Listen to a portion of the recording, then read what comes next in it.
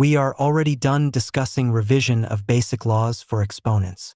Since we already understand the concepts, let's try solve sample problems involving algebra. In this problem, we will just substitute the given values of variable. We will substitute a to 2, b to 1/2, and c to 1 1/2 for squared bc cubed minus 2sc is equal to 4 times 2 squared times 1/2 times 1 1/2 cube minus 2 times 1 1/2. Note that we should simplify the mixed fraction, which is 1 1/2. To simplify this, multiply the whole number by the denominator of the proper fraction. Then, add this result to the numerator of the proper fraction. Lastly, place the result over the original denominator to form the improper fraction. So, the simplified form for 1 1/2 is 3/2. After simplifying 1 1/2 into 3/2, we will also simplify those that have exponents. Since the base is a fraction, we will apply the power of a quotient law, which is discussed in the part 2. If you have not watched the part 1 and part 2, you should watch it, for it was discussed there the basic operations and laws for exponents. According to the power of a quotient law, when you raise a quotient to a power, you can apply the power to both the numerator and the denominator separately. Therefore, 3/2 raised to 3 will be equal to 27/8. So the expression will now be equal to 4 multiplied by 1/2 multiplied by 27/8 minus 2 multiplied by 2 multiplied by 3/2. Simplifying the left expression, it will result to 27. On the other hand, simplifying the right expression, it will result to 6. Therefore, 27 minus 6 is equal to 21. The final answer will be 21. Let us solve another problem. In this problem, we will just multiply two binomials. To get the product of the two binomials, we will use the FOIL method. The FOIL method is a technique used to multiply two binomials. FOIL stands for first, outer, inner, last, referring to the terms you multiply together in each step. Let's go through the process. With this problem, first, multiply the first terms of each binomial. In this problem, the first terms are 3x and x. Second, multiply the outer terms of the binomials. In this problem, the outer terms are 3x and negative y. Third, multiply the inner terms of the binomials. In this problem, the inner terms are 2y and x. Lastly, multiply the last terms of each binomial.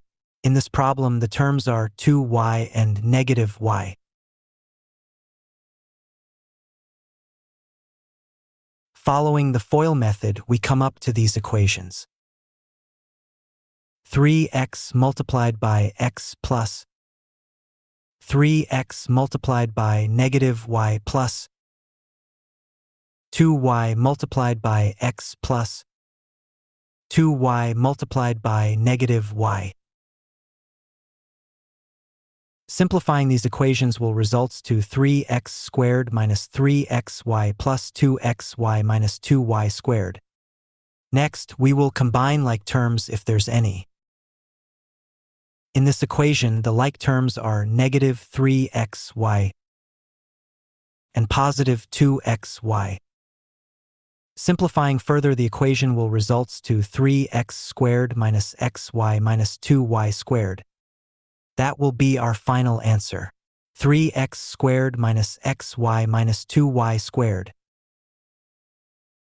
Let's solve another problem. In this problem, we will just substitute each variable by the respected given values. For a, we'll substitute by 3, 1/8 for b, and 2 for c. If you notice, the equation is in the form of fraction. If you watch the part 2, we can apply the division law to solve this problem. The rule states that when you divide two exponents with the same base, you subtract the exponent in the denominator from the exponent in the numerator. In this expression, we will apply division law in each of the variable. For variable a raised to 3/a is equal to a squared. For variable b squared over b is equal to b. For variable c, c raised to 4 over c raised to negative 2 is equal to c raised to 6. Combining all the results, the expression will become a squared bc raised to 6. Next, we can already substitute the given to each variable. 3 squared multiplied by 1 over 8 multiplied by 2 raised to 6 is equal to 9 multiplied by 1 over 8 multiplied by 64. Calculating that will results to our final answer, which is 72. Let us solve another problem. In this problem, we are only asked to simplify the expression. So how can we simplify this one? First, look at the numerator x squared y cubed plus xy squared. We can factor out the common term, which is xy squared. Therefore, x squared y cubed plus xy squared is equal to xy squared quantity xy plus 1. Now, substitute the factored form of the numerator back into the original expression. The new expression will now become xy squared quantity xy plus 1 over xy. Notice that xy appears in both the numerator and the denominator.